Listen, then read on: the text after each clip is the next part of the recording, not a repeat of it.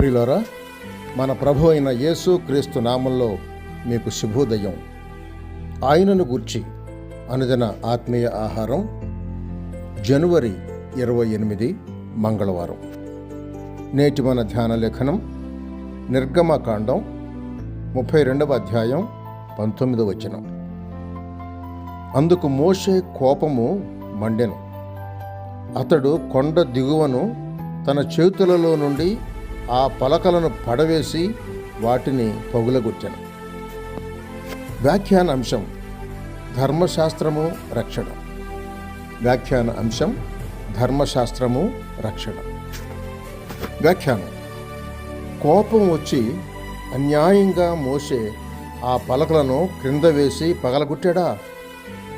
ఒక్క ఆజ్ఞను మీరితే పలకల మీద వ్రాయబడిన ఆజ్ఞలన్నీ మీరిపోయినట్టు సంభవించిన పూర్తిగా పలకలు రెండునూ నష్టం కావాలనా? అవును. యాకోబు పత్రిక 2వ అధ్యాయం 10వ వచనంలో వ్రాసిన వాక్యం దీని ద్వారా విశదమవుతోంది.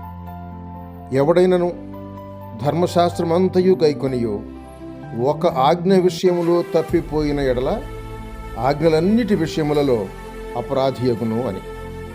విగ్రహారాధనను గుర్చిన ఆజ్ఞను అతిక్రమించారు. అందుచేత ఆజ్ఞలన్నీ పోయినట్టు సూచనగా మోషే ఆ 2 పలకలను పడవేసి వాటిని పగులగొట్టాడు. ధర్మశాస్త్రం ఇంత తీక్షణమైంది. దాన్నే ఆధారం చేసుకొని రక్షింపబడాలంటే అసాధ్యం గనుకనే బలులు పాత నిబంధనలో నియమింపబడ్డాయి. బలిరక్తమును బట్టి పాత భక్తుడు శుద్ధి పొందుతూ వచ్చాడు. ఇప్పుడైతేనో మనం రక్షణ కొరకు ధర్మశాస్త్రం కింద లేము, క్రీస్తు మీదనే ఆధారపడి ఉన్నాం. ఆయనను అంగీకరించటంతో రక్షింపబడ్డాం.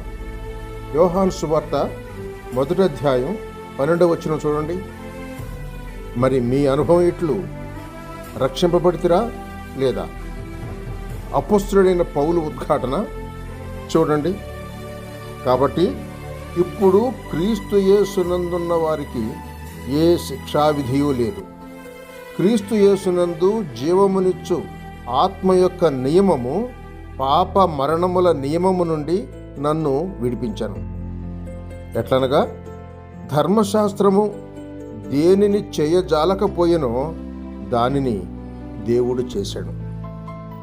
రోమీయులకు రాసిన పత్రిక 8వ అధ్యాయం 1-2 వచనాలు చూడండి. సహోదరుడు సైలస్ ఫాక్స్. శుభములతో వందనాలు.